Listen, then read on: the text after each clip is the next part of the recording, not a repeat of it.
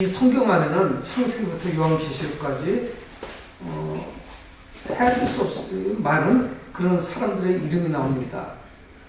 성경 안에는 지명, 지역 이름도 나오지만 굉장히 많은 사람들의 이름이 나오죠. 그래서 이 성경에 나오는 인물 중에는 하나님의 인정을 받고 또 그의 삶을 통해서 성공했으며 하나님께 영광을 돌리는 이런 믿음의 선배들이 있는가 하면은 믿음의 생활을 하다가 실패하고 실족한 이런 사람들도 나옵니다. 그래서 이 디모데에게 편지를 쓰면서 사도 바울은 실패한 사람에 대해서 이야기합니다.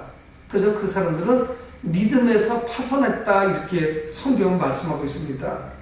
오늘 1장에 보면 1장 20절에 그 가운데 후메네오와 알렉산더가 있으니 이렇게 말씀하고 있죠. 근데 이런 사람들 누구냐? 19절 하반절, 1장 19절 하반절에 그 믿음에 관하여는 파손했다 말씀하고 있습니다. 우리가 파손이라는 말을 알잖아요. 배가 어떤 장애물이나 암초에 걸려서 부서지고 또는 배끼리 부딪혀서 그래서 파손하는 거죠. 배가 깨졌다는 이야기예요. 그렇게 되면 어떻게 됩니까? 배가 깨지게 되면 결국은 배는 가라앉을 수밖에 없죠. 어떻든 쓸모가 없어요. 그런데 그런 사람 중에 대표적인 사람이 누구냐면 믿음에 관해서는 파손했다. 믿음이 잘 나가고 있었다는 이야기입니다. 승승장구를 했는데 어느 순간에 그 믿음이 파손해버렸어요. 깨어져 버렸어요. 그래서 물속으로 가라앉아 버렸습니다. 그 가운데 누가 있느냐? 1장 20절에 후메네오와 알렉산더가 있으니 내가 사탄에게 내준 것은 이렇게 말씀하고 있습니다. 신앙이 얼마나 심각하게 망가져 버렸으면 사도 바울 선생은 파손했다 이렇게 말씀하고 있습니다. 그러니까 이 디모데라고 하는 이 사도 바울의 영적인 제자도 긴장해야 되겠죠. 디모데의 사역에서도 이 영적인 도전은 끊임없이 다가오게 될 것입니다. 물론 우리도 마찬가지입니다. 우리가 신앙생활하면서 계속적인 도전 그리고 수많은 장애물 이로 말할 수 없는 고난, 고초가 있죠. 그런데 이 디모데는 에베소 교회의 지도자로서, 영적인 지도자로 이런 자들의 그런 전철을 밟아서는 안 되죠. 파손할 정도의 믿음이 돼서는 안 됩니다. 사탄에게 내어줄 정도가 되면 곤란하죠. 여러분, 우리가 살고 있는 이 세상은 수많은 어둠의 세력들이 곳곳에 자리 잡고 있습니다. 그래서 우리는 계속적으로 치열한 영적 전쟁을 치를 수밖에 없죠. 믿음의 사람이라고 해서 그것이 지나치지 않습니다. 오히려 믿음을 가지고 있기 때문에 더 많은 도전과 고난이 우리 앞에 있는지도 모르죠. 그래서 매우 힘이 들어요. 그래서 가다가 우리가 때로는 신앙이 침체되기도 하고 다운되기도 하고 다시 상승하기도 하고 새 힘을 얻기도 하고 회복되기도 하고 이런 것들이 반복되어 나타나죠. 여러분, 우리가 무장하고 또 준비하지 않으면 우리는 사탄과의 싸움에서 그 어둠의 세력으로부터 싸워서 우리는 패배할 수밖에 없습니다. 준비되어 있어야 돼요. 깨어 있어야 됩니다. 그래서 이 바울은 디모데에게 하나님의 마음을 품어야 할 것을 말씀하고 있습니다. 하나님의 뜻을 알아야만 온전한 사역을 우리는 감당할 수가 있습니다. 그렇지 않으면 우리는 지쳐요. 지칩니다. 그래서 우리의 어떤 영적 에너지가 고갈되어 버리죠. 우리도 주님의 부르심을 받은 자들입니다. 디모데만 부르는 것이 아니죠. 그래서 디모데에게 주신 이 말씀이 우리에게 큰 힘이 될 수가 있습니다. 또 우리가 나아갈 바를 알 수가 있죠. 그래서 오늘 디모데 사역에서 가장 중요한 것이 무엇인지를 사도 바울은 먼저 거론을 하고 있습니다. 저희들은 몇 주 전에 디모데후서의 말씀 보면서 마지막으로 최종적으로 사도 바울의 디모데에게 권면하는 말씀이 무엇인지를 봤는데 지금 사도 바울은 디모데에게 첫 번째로 권면하는 말씀이 있어요. 매우 중요하기 때문에 첫 번째로 권하는 것이겠죠. 그래서 우리가 본 본문인 2장 1절에 그러므로라고 하는 단어가 나와요. 왜? 앞에 파손한 사람이 나왔거든요. 후메네오, 또 알렉산더, 사탄에게 내어준 사람, 이런 사람들이 있어요. 이거는 실패한 예란 말입니다. 실패했어요. 처음에는 잘 시작했는데 실패했어요. 이제는 그러므로 내가 첫째로 권하노니 가장 중요한 것을 위해서 말씀하고 있는 것이죠. 그것이 뭐냐? 모든 사람을 위해서 기도하라 하는 것이에요. 기도하라. 근데 자기만을 위해서 기도하는 것이 아니라 모든 사람을 위해서 기도하는 거예요. 그것이 첫 번째로 권하는 것이에요. 이 후메네오나 알렉산더 같은 사람이 나타나지 않도록 기도할 이유도 있고 디모데 자신도 넘어질 수가 있습니다. 우리 믿음의 사람은 기도의 그 영역이 넓어져야 됩니다. 기도 영역이 좁으면 좁을수록 처음 기도하는 사람일수록 자기를 위해서 기도하고 가족을 위해서 기도하고 자신의 지인들만을 위해 기도하죠. 중보기도가 없어요. 그래서 모든 것이 기도 내용이 나만을 위한 기도예요. 근데 디모데는 지도자입니다. 그래서 모든 사람들을 위해서 기도해라. 중보기도 하는 것이요. 그래서 오늘 2장 1절에 몇 가지 기도를 말씀하고 있습니다. 그러므로 내가 첫째로 권하느니 모든 사람을 위하여 나만을 위한 것이 아니라 간구와 기도와 도구와 감사를 하되. 여러분 우리는 오늘 굳이 오늘 주일 아침에 이 기도, 간구, 기도, 도구와 감사를 하나씩 세밀하게 살펴볼 이유도 없습니다. 그렇게 할 만큼 시간도 없어요. 하지만 이 말씀의 대략적인 것만 본다고 해도 이것은 무엇을 의미하고 있느냐? 우리가 기도할 수 있는 수많은 기도가 있을 수 있죠. 기도의 형태가. 근데 그것을 다 망라했다고 해도 과언이 아닙니다. 모든 기도의 그 형식, 방식을 대표하는 기도라고 할 수 있습니다. 간구는 뭐예요? 간절하게 구하는 것이죠. 간절히 구하는 것이에요. 간절한 기도라고 할 수 있어요. 간절한 기도. 하나님께 정말 배수진을 치고 간절히 기도하는 것이죠. 기도는 또 뭡니까? 두 번째로 해서 이거는 일반적인 보통 기도라고 할 수 있어요. 늘 우리는 간절히 구하는 것이지만 그래도 일반적인 기도, 보통 기도를 말씀하고 있습니다. 도구는 뭡니까? 우리가 잘 이야기하고 있는 중보기도죠. 누군가를 위해서 중보기도하는 것이에요. 감사는 뭡니까? 이거는 소만찬 때 나오죠. 그래서 감사하고 떡을 뗐다 할 때 그 감사예요. 하나님께 감사하는 거죠. 이것도 기도의 한 방편이에요. 그러니까 여기에 나오는 이 기도는 우리가 할 수 있는, 사람이 할 수 있는 모든 기도를 대표하는 것이고 모든 것을 망라하고 있다. 이렇게 볼 수가 있는 것입니다. 그리고 우리는 모든 사람을 위해서 기도할 수 있어야 돼요. 그뿐만이 아닙니다. 2절에는 임금들과 높은 주에 있는 모든 사람을 위하여 하라. 우리가 모든 사람을 위해서 기도하는데 임금들과 높은 주에 있는 사람들 위해서도 기도하라는 것이에요. 여러분 이건 굉장히 어폐가 있습니다. 왜 그러냐면 디모데가 사역을 한 이때쯤에는 로마 황제는 기독교에 대해서 가장 배타적이었던, 가장 악랄했던 왕인 네로 황제입니다. 이 사람은 그의 일대기를 살펴보면은 정말 어떤 재미로, 특별한 이유가 없이 어떤 재미로 기독교인들을 탄압했다고 볼 수 있을 정도예요. 자기의 인기가 떨어지니까 기독교인들을 탄압해서 그 백성들의 시선을 좀 돌려보려고 하는 이런 사람이었습니다. 로마 시까지 불이 나니까 그 불이 난 것이 범인들이 기독교인들이라고 해서 기독교인들을 잡아다가 사자굴에 넣기도 하고요. 이루 말할 수 없는 고통을 주죠. 혹과 들리는 이야기에 의하면 그 로마 시내 불을 낸 것은 네로 황제 본인 자신이었다고 이야기하기도 합니다. 그래서 그걸 전부 뒤집어 씌웠죠. 가장 악랄한 왕이에요. 네로 그러면 로마 황제들 중에 가장 좋지 못한 그런 왕이라는 것을 우리는 모두 기억을 하고 있습니다. 그러니까 기독교 입장에서 볼 때, 우리 입장에서 볼 때 이 로마 황제인 네로는 원수입니다. 또 적이에요. 함께 할 수가 없습니다. 하지만 사도 바울은 뭐라고 말씀하냐? 그런 위정자들, 임금들과 모든 정치적인 지도자들, 이들을 위해서도 기도하라는 것이에요. 높은 지에 있는 사람들. 여러분, 그러니까 이 사도 바울은 우리가 가지고 있는 평균적인 생각을 초월하여 말씀하고 있습니다. 여러분, 그렇게 되면 어떻게 됩니까? 2절 하반절에 말씀하고 있죠. 이는 우리가 모든 경건과 단정함으로 고요하고 평안한 생활을 하려 합니다. 임금들과 높은 데 있는 사람들을 위해서 기도해서 그들이 변화되고 그들이 안정된다면은 기독교인들은 평화롭게 신앙생활할 수가 있겠죠. 고요하고 평안한 생활을 할 수 있습니다. 예레미야 29장 7절에 보면 너희는 내가 사로잡혀 가게 한 그 성읍의 평안을 구하고 그를 위하여 여호와께 기도하라. 이는 그 성읍이 평안함으로 너희도 평안할 것입니다. 예레미야에게 하나님은 어떤 말씀을 주시냐면은 이스라엘 백성들이 바벨론의 포로로 끌려가면은 그 바벨론이 망하기를 위해서 기도하라는 것이 아닙니다.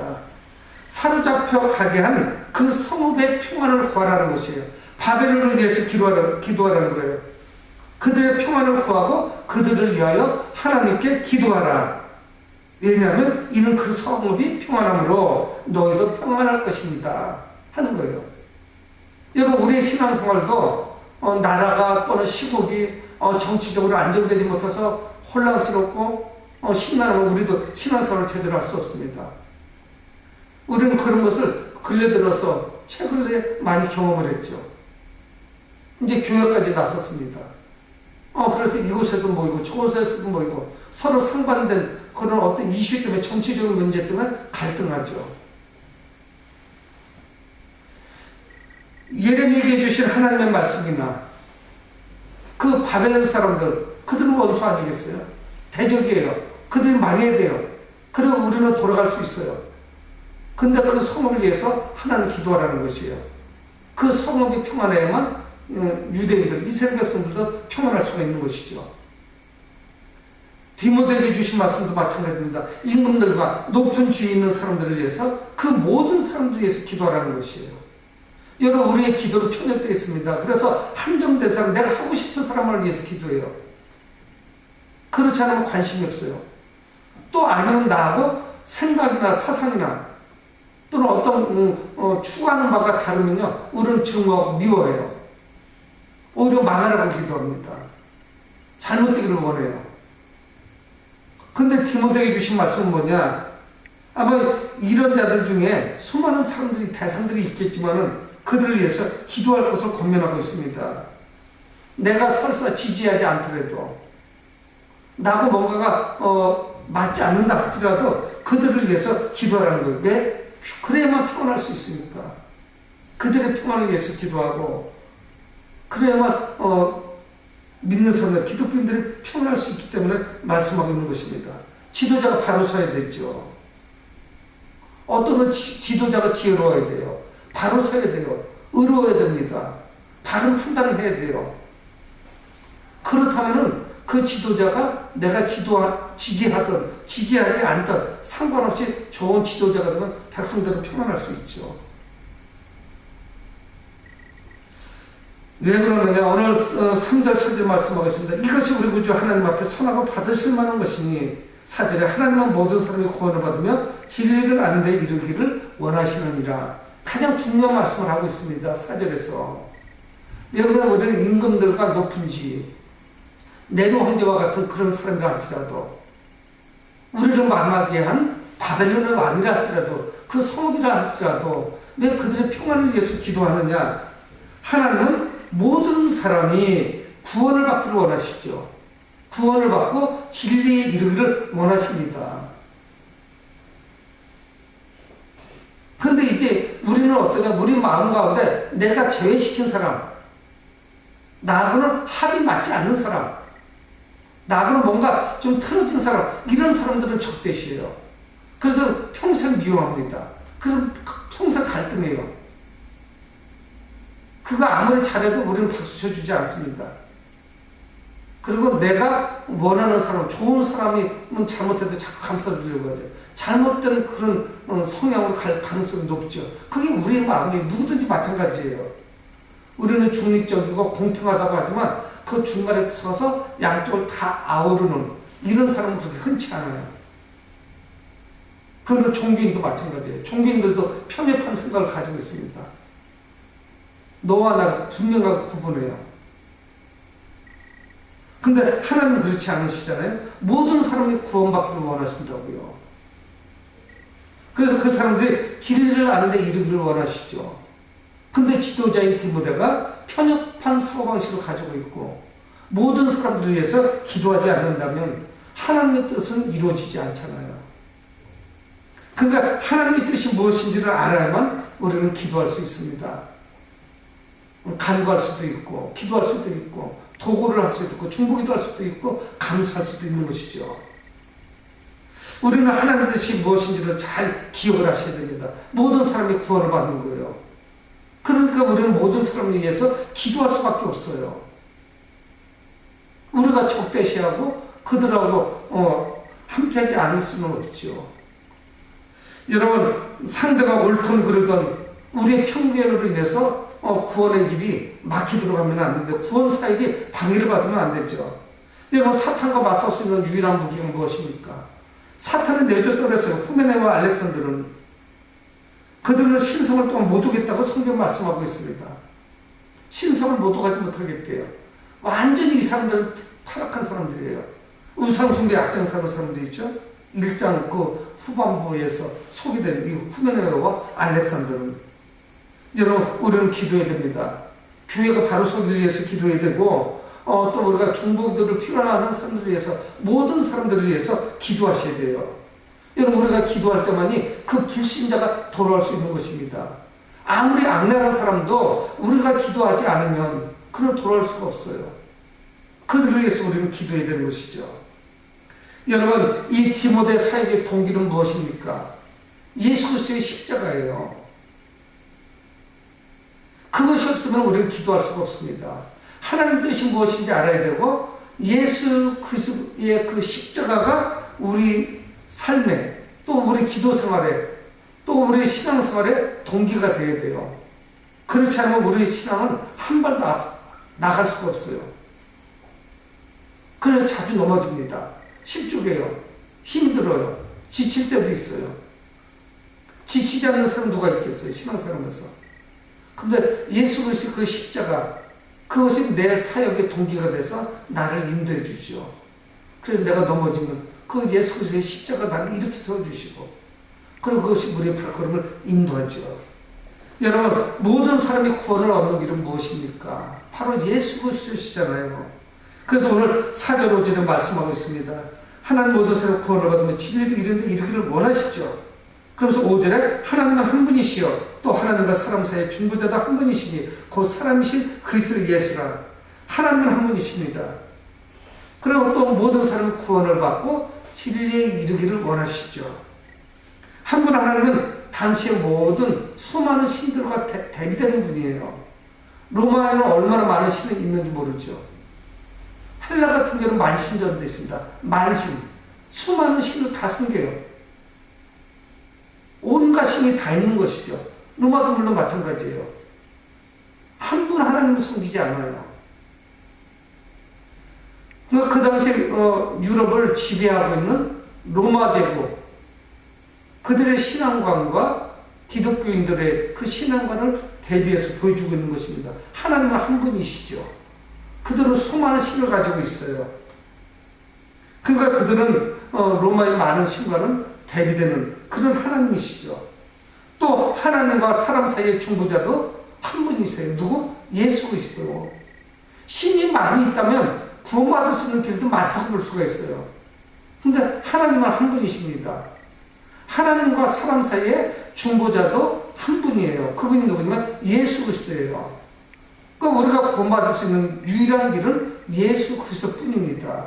왜? 중보자가 한 분이시니까. 예수님은 우리와 하나님 사이에 다리를 놓죠.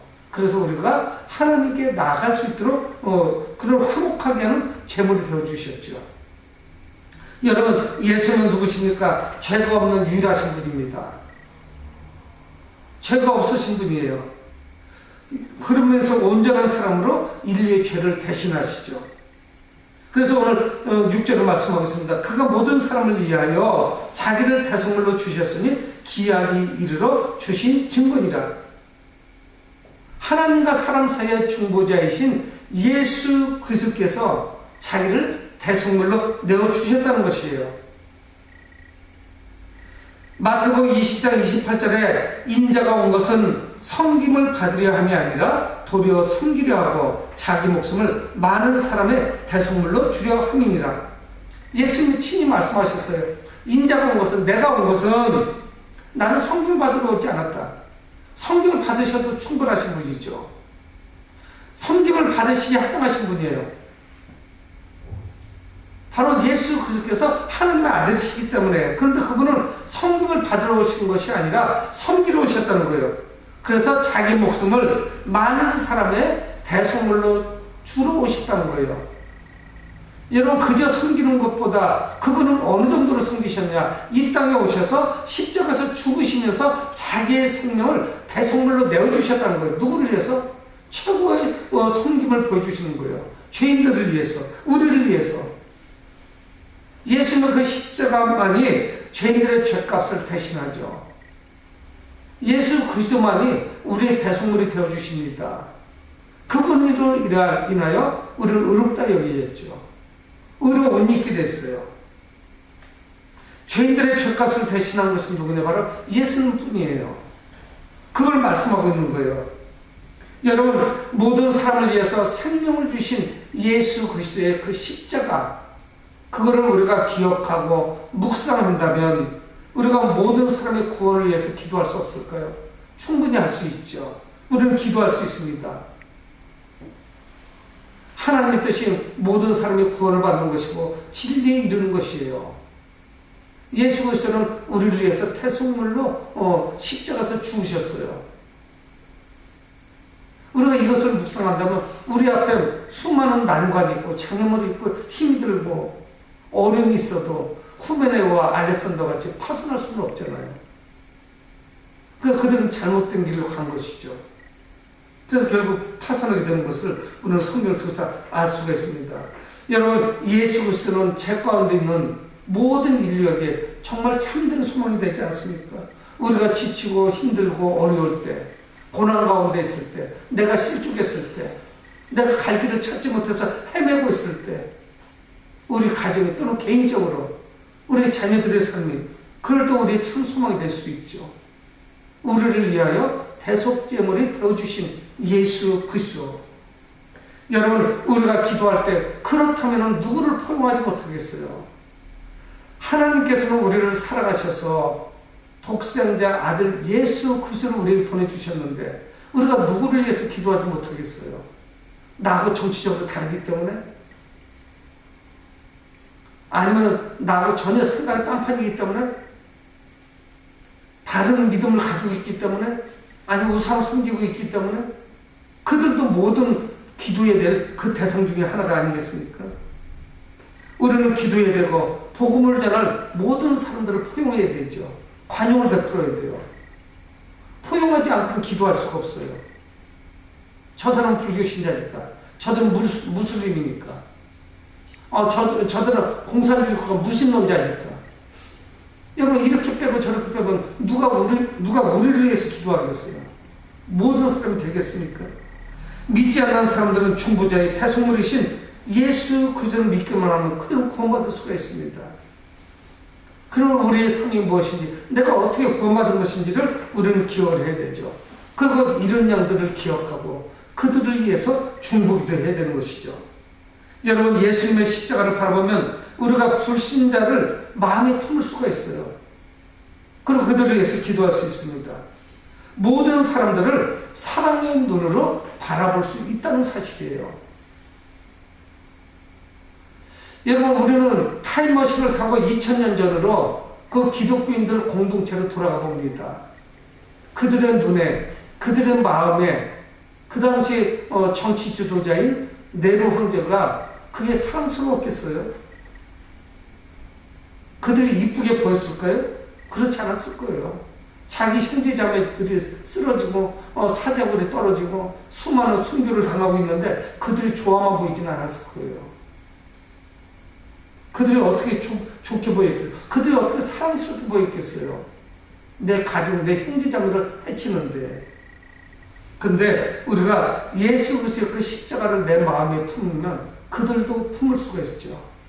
관용을 베풀 수가 있습니다. 왜 그렇게 이렇게 우리는 싫은 사람이 많은지요. 미운 사람이 많고 거부하는 것이 왜 이렇게 많은지요. 우리가 모든 사람을 사랑의 눈으로 바라봐야 될 것을 오늘 성경은 말씀하고 있습니다. 그래서 사도 바울은 그래서 자신의 사명이 무엇이었는지를 디모데에게 다시 한번 환기시켜줘요. 7절에 이를 위하여 내가 전파하는 자와 사도로 성을 입었다 이렇게 말씀하거든요. 디모데에게. 디모데야, 모든 사람들을 위해서 기도하고 임금들과 높은 지위 있는 사람들을 위해서 기도하고 하나님은 한 분이시라는 거. 그래서 또 중보자요 대속물이 대신 예수 그리스도도 한 분이시라는 거. 그래서 하나님의 뜻은 무엇이냐? 모든 사람이 구원을 받고 진리에 이르게 되는 거. 이를 위해서 내가 부름을 받았다는 것이에요. 그래서 이것을 위해서 복음을 전파하는 자로 사도로 자신이 사용을 받았다는 것이에요. 여러분, 하나님께서 우리를 부르신 목적이 무엇일까요? 많은 것을 이야기할 수 있으면 다 틀린 것은 아니에요. 하나님께서 왜 우리에게 생명을 주시고 우리를 구원해 주셨을까요? 천국에 가도록 목적이 맞아요. 그것뿐이 아닙니다. 우리를 부르신 목적은 우리를 통해서 영광 받으시기 위해 하신 거예요.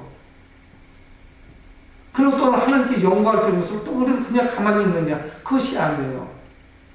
우리를 부르실 때 목적이 또 있습니다. 그것은 무엇이냐면 믿지 않는 자들을 그들을 주님께로 인도하는 것이죠. 사도 바울이 이를 위해서 자신이 사형을 입었다고 고백을 하고 있습니다. 여러분, 전파하는 자는 누굽니까? 전령자, 왕의 명령을 신속히 전달하는 것이에요. 우리는 누굽니까? 예수 그리스도의 말씀을 신속히 전달해야 되죠. 믿지 않는 자들에게 들고 달려가야 돼요. 여러분, 이 바울은 사도로 또한 주님의 부름을 받았습니다. 복음을 전하는 자로 부름을 받았고 사도로서 부름을 받았죠. 주님을 친히 사명을 받았다는 이야기예요. 사도로. 여러분, 이런 삶을 어떻습니까? 주님을 의지하고 사역에 최선을 다하죠. 충성하는 것이에요. 또한 그는 그렇게 고백하고 있습니다. 이를 위하여 내가 전파하는 자와 사도로 삶을 입은 것은 참말이요 거짓말이 아니니 믿음과 진리 안에서 내가 이방인의 스승이 되었노라. 이방인에게 진리를 전하는 영적 스승이라는 거예요. 사도 바울이 이 디모데에게 특별하게 자신이 이방인의 사도라는 것을 왜 고백하고 있을까요? 아마 디모데도 거리낌이 있었을지 몰라요. 아마 로마 정부나 그 당시에 높은 지에 있는 사람들을 위해서 기도한다는 그런 자신감이 결여되어 있을 수도 있습니다. 근데 사도 바울은 과감하게 말씀하고 있습니다. 내가 이방인의 스승이 되었노라. 여러분, 교회 안에 있는 사람들의 스승들 돼서는 안 되죠. 목사도 마찬가지예요. 교회 안에 있는 사람들의 스승도 돼야 되지만 교회 밖에 있는 사람들, 이방인들, 불신자들 위해서는 누가 책임질 거예요? 사도 바울은 그걸 고백하고 있습니다. 바울은 주님을 대신해서 이 땅에 복음을 전하는 자였어요. 특별히 이방인들에게 복음을 전하는 자였어요. 믿지 않는 자들에게 다가갔어요. 디모데는 자신의 스승인 바로 이 사도 바울 같이 이방인의 스승도 되어야 되죠. 가르치는 일에 최선을 다해야 됩니다. 여러분, 우리도 주님의 부름을 받았고 세상으로 파송된 전도자들이에요. 선교사들이나 또는 이방인들도 믿지 않는 나라로 가는 사람들만 선교사가 아니라 우리도 세상에 파송된 선교사입니다. 한 사람이 선교사예요. 우리 가족들 중에도 이웃들 중에도 믿지 않는 자들, 그들에게 선교사로 파송된 거예요. 하나님 뜻이 뭡니까? 오늘 성경에서 말씀한 것 같이 모든 사람이 구원받는 것이죠. 이 일을 우리가 감당을 해야 되는 것입니다. 우리의 중보기도로 인해서 모든 사람이 구원받는 것, 이것이야말로 하나님 뜻 아니겠어요? 2000년 전에 사도 바울이 감당했던 것, 디모데가 감당했던 그 사역, 이 사역이 바로 우리의 사역이죠. 여러분, 우리는 중보기도를 통해서 영혼 구원에 기쁘게 동참할 수 있습니다. 기도해야만 동참할 수 있어요. 기도해야만 능력이 나타나요. 기도해야만 그 상대방의 마음이 움직여지는 것이에요. 그들이 비록 우리를 탄압하고 힘들게 하고 우리를 박해하고 있지만 우리가 중보기도할 때 언젠가는 환경이 바뀌게 될 거예요. 채 300년이 지나지 않아서 로마는 바뀌게 되죠. 그리고 기독교를 받아들이게 되죠. 종교의 자유를 주고 기독교를 국교로 받아들이게 됐죠. 여러분, 우리의 기도는 자신의 문제 해결만을 위한 기도가 되어서는 안 됩니다. 불신자들의 구원을 위해서 중보기도하는 것, 이것이 기도의 꽃이 아닐까요?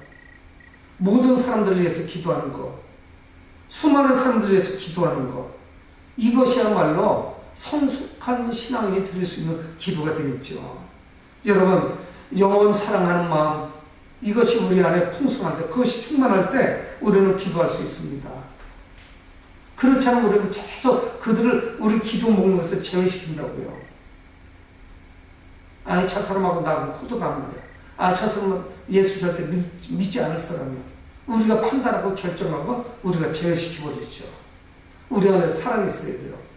그래서 불신자는 구원받아야 된다는 것을 우리는 늘 생각하고 있어야 되는 것입니다. 여러분, 우리는 많은 영적 도전을 받고 있습니다. 수많은 도전들이 우리 앞에 가로놓여 있어요. 천국에 들어가는 날까지는 우리의 삶은 순탄하지 않을 겁니다. 때로는 좀 순탄할 때가 있는가 하면 새로운 도전이 우리 앞에 가로막고 있죠. 그러므로 우리는 지금 현재 영적 도전을 받고 있는 디모데의 시야로 오늘 말씀을 보셔야 돼요. 후메네와 알렉산더를 넘어뜨린 그런 것이라면 디모데도 넘어질 수 있다는 사실이에요. 물론 우리도 넘어질 수가 있어요. 우리도 자칫 잘못하면 실족할 수 있다는 것을 생각하면서 염두에 두고서 우리도 기도해야 됩니다. 전신갑주를 입어야 돼요. 여러분, 성경에서 승리한 믿음의 선배들은 모든 기도하는 사람들이었습니다. 성경에 수많은 사람들이 나오는데 그들은 승리한 사람들은 기도하는 사람이었어요. 그리고 하나님의 뜻을 알았어요. 그리고 하나님과 교제했어요. 하나님과 소통했다는 이야기예요. 그것은 무엇이냐? 하나님의 뜻을 알았다는 것이에요. 여러분, 한국교회가 우리 모두가 함께 중보기도할 때, 기도할 때 오늘 성경에 나온 것 같이 1절에 나온 것 같이 기도할 때 간구와 기도와 토구와 감사를 할 때 그때만이 이 민족을 구할 수 있는 것입니다. 우리끼리 줄을 긋고 편가르기를 하고 이쪽에서 모이고 저쪽에서 모이고 여러분 이거로 해서는 절대 되질 않아요. 교회도 지금 이러다가는 두쪽납니다. 교회 자체도 문제가 생겨요. 세상을 구원하는 건 두 번째 치고 우리가 자칫 잘못하면은 이 구원하고 이방인도 믿지 않는 자들에게 복음을 전하는 것은 점점 멀어질 가능성이 높아요. 지금 교회가 무엇을 해야 될 것인지 지금이야말로 기도할 때죠. 우리의 기도 열매가 전 세계에서 열리게 될 거예요. 우리가 기도한다면 모든 사람들을 위해서 기도할 때 여러분, 우리 기도의 모든 동기는 무엇입니까? 예수 그리스도의 십자가예요. 모든 사람이 구원받도록 예수께서 십자가에서 죽으시지 않았겠어요? 여러분, 우리는 국가 지도자와 불신자 등 모든 사람들을 위해서 기도해야 되는 것입니다.